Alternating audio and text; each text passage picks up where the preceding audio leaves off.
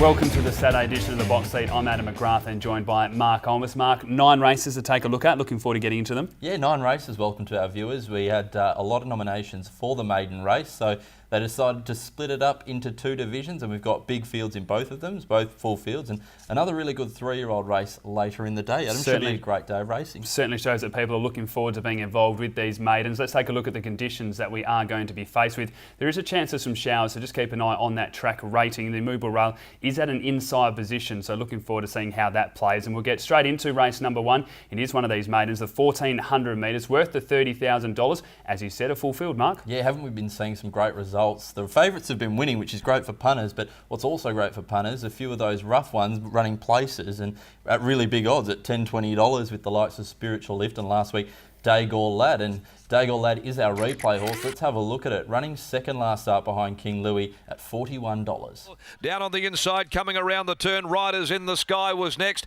and being followed by SASSE Legs trying to thread its way through. Clapper Thunder by the 250, a length and a half. Titanium down on the inside, Cool Delago trying to get clear, and here's Dagger Lad who they've backed at very big odds, and Shrewd Gamble coming down the outside. Dagger Lad went to Clapper Thunder. King Louis could beat them all though. It's King Louis, another piece of absolute. Nice performance there by Daygore Lad. As you said, it was $101 when we did box seat, so you could have got 20s for the place. 41 in the race book doesn't quite represent how well this horse is going. It was a good step forward because we know it's had its issues. Barrier 12 again, I don't see as a massive problem, and with a 2 kilo claim, I think you certainly have to give it a chance. As we mentioned with Barrier 12 and Barrier 15, I think it was last week, he was allowed to stride and do his own thing, so it was a nice performance and a nice ride by Takahide Ikanushi. The claimer goes on here in Randy Tan.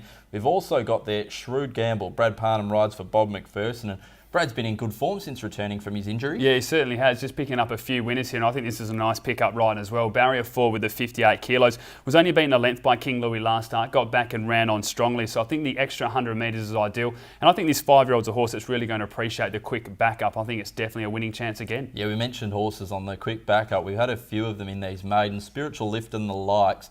Didn't really back up well after running well at 100 to 1, but interesting to see how these horses go backing up and if there's a formula to that moving forward. We've also got number 16 in the race, right down the bottom there, jumps from Barrier 1, Anywhere to Go, a mare by Harla Beck. Now, 1400 metres here first up. The recent trial was very good under William Pike. He's not riding this, he's decided to go another way, but it's a very nice trial. And Barrier 1, we've seen these Harla Becks step out first up over 1400 metres and 1600 metres and get the job done. Yeah, the distance is going to be no issue. Is at Barrier 1, Paul Harvey on board. There's a couple of positives there. I'm always nervous when you see a 5-year-old mare having the second career start. The trial was good. William Pike jumping off again. This reminds me just a little bit of that Cool Delago type of thing. And I've just got a couple of question marks about it. I'd like to see her go around, put in a nice race, attack the line strongly, and then maybe look for a Northern Maiden over the 1600 metres. I think that would be ideal, but I'm going to go with that proven form. Number 3 here, Shrewd Gamble. From 12, Corrente. 4, Daygore Lad, and 5, Sharp Bob. I've got the mare on top, number 16, Anywhere to Go. From the 10 there, Belmont Stunner. Number 12, Corrente, and 14, Royal Tipple.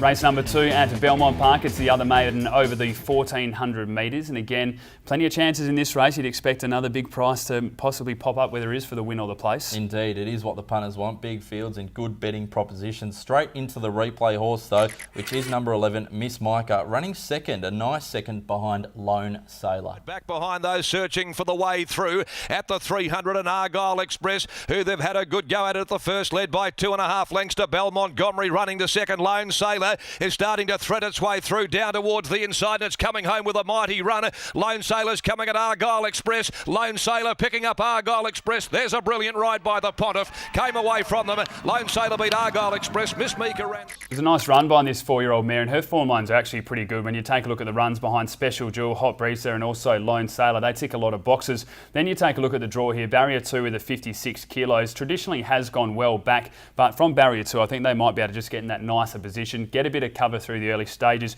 and she's certainly shown that she'll attack the line strongly. The 1400 metres is ideal. I think she's another winning chance in this race. She certainly is. And from the Justin Warwick camp, we've got Someday One Day, who went out as one of the favourites last start behind Andrini on a Wednesday maiden there.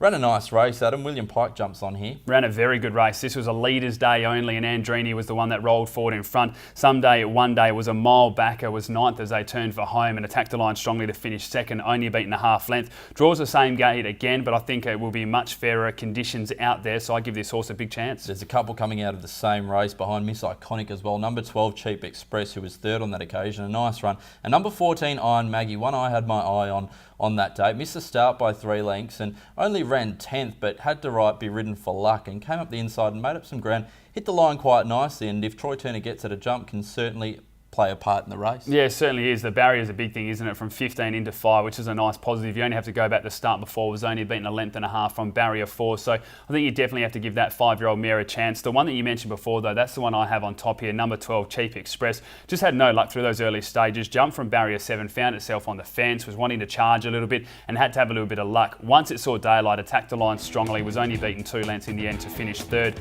on that occasion. Barrier 10, this horse should not be anywhere near the fence. Just work into the race nicely and attack the line, and I think he can get the job done here. So 12, Cheap Express from me. For number 11, Miss MEIKA. 3, Someday, One Day, and 2, Crowder. I'm going 14 here, Iron Maggie, for giving that last performance. From the 10 there, SASSE to BLISHK. 11, Miss MEIKA, and 12, Cheap Express. Race number 3 at Belmont Park. It's the 1200 metre event for the 3-year-olds. We go from a couple of maidens to a field where there's going to be plenty of horses that win a lot more races. Yes, this is a very good 3-year-old race. A bit like last week where we had the 2 3-year-old affairs. There will be some nice types out of this, including number 1, Speeding Comet. Let's have a look at it, holding on for second last start. Length and a half, Next Generation. Nashville Cat looking to get out around their heels, followed by Tow Rope, letting down Elegant Blast and Rising Sea. Speeding Comet at the 250, the leader shaken up from Next Generation, and now Nashville Cat a length away, running on. So's Elegant Blast down the outside. It's Nashville Cat ranging up, grabbing the lead from Speeding Comet. The one they've had the money on will get the cash. Nashville Cat too strong for them. Nice performance there by Speeding Comet. Had a nice trial without the blinkers. The blinkers went on, and then was just beaten by a very nice tie in Nashville Cat. There's no doubt about that. This horse is going to take a lot of improvement from that performance, and the way the track plays is going to be a big part with the move rate and inside position. If they can just skip away at the top of the straight on that harder surface, I think this is one to definitely watch on the race day. There does look to be a lot of speed there as well, alongside of it with the likes of Cool Night and of course CAIPIRINHA, but Elegant Blast will certainly be on their hammer. From barrier 7, William Pike rides. Made its run with Nashville Cat last start, couldn't quite go with it, and Speeding Comet just held on, but there wasn't much between all of them. I think about a length all up. Yeah, I was happy to take her on that occasion. She was well backed in on course, so it jumped as the favourite in the end. But just going into the race with no trial, the question mark as well had been over the 1200 without that, and the way the track was going to play. In the end, I thought it was a really good performance. I didn't think that she would get that close. She looks a lot more suited here over the 1200 metres with the speed in the race. William Pike on board and that barrier 7. The run under the belt, I think she should be able to work into this race nicely, and I think she's the way to go. There's also one there, Adam, that you really liked the run of last start. I see it's not in your numbers though. Rising Sea, the colt by Sebring. Now, it was a nice performance. It slightly missed the kick, came up the inside, ran a nice race. It says 5th of 7 there, but was only beaten 2 lengths by Nashville Cat in that same race. Brilliant performance. If it had gone up to 13 or well, ideally 1400, but even 1300, I would have had it in my numbers and thought it was very hard to beat. I just think 1200 still is just that little bit too short. If the speed is on and they're running on, it can definitely play a part, but looking forward to seeing this horse, especially get up to the 1400 metres. But I have to go with number 5, Elegant Blast. I think she's going to be too good for them here. From 1, Speeding Comet, 10, CAIPIRINHA, and 8, Cool Night. I'm going with the 5 on top, Adam, as well. Elegant Blast. From the 4, Rising Sea, 10, CAIPIRINHA, and 1, Speeding Comet.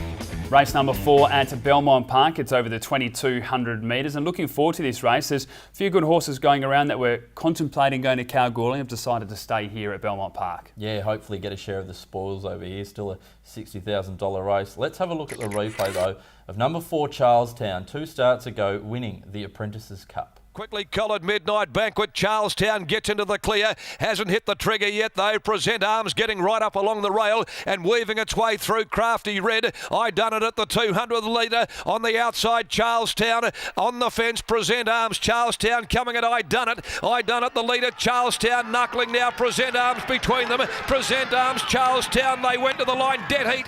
Really nice performance there by Charlestown. A brilliant ride by Sarah Bonner on that occasion. Just rode for a little bit of luck and it managed to happen. Now, Don't have to worry at all about last start over the 1600 metres. As Justin Warwick said prior to the race, all it was to make sure that this horse was fit, waiting for this event. A nice little lead up. I thought it was a good run in the end, beaten 2.5 lengths by Chocoholic. You then get barrier 1, 56 kilos, William Pike on board, and some pretty iffy form lines, to be polite to a lot of these horses. We haven't seen Fulga win for a long time. Operational the same. DANECLICKED coming back down from Carnarvon.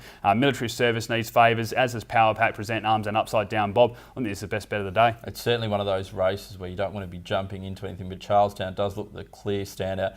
Present Arms, again, was disappointing last start after running a really nice race in that Apprentices Cup. Was disappointing behind Falcon Crest, but look, I think gets its chance here from barrier 2, Aaron Mitchell on. Should get a lovely run in behind them. Yeah, I'm going to wait for this horse to return back to Bunbury. I'll just, as you said, you can't ignore that Belmont stats now. 15 starts, only 3 placings. It was a good run behind the Apprentices Cup, but again, those races have just run very different to what we're normally seeing, so I don't take too much interest into that form. This horse really does need to improve. We've also got number 6 there, DANECLICKED, a very, very interesting runner, this 9-year-old by Blackfriars. 3 starts ago, ran a very nice race in the dirt in the Broome Cup, and then last start again on the dirt. The Carnarvon Cup ran second again. So look, it's just one of those ones that sort of falls into the fall. Of course, used to be trained by Vaughan Sigley. It loves going over these type of distances. We've seen it run over the 3200 at Ascot as well. So with now Durant and Miller, Joey has a parties ride, barrier 9, that's 55 kilos. The 9-year-old certainly isn't without a chance. We just know that it's a very honest type and will continue to run all the way through to the line. But I'm quite keen here on number 4, Charlestown. As I said, I think it's the best of the day. From 3, Dust Me Off, 5 operational and 7 military service. Going number 9 to Nip, Charlestown. Present Arms from the 4, Charlestown. Number 6, DANECLICKED, and the 3, Dust Me Off.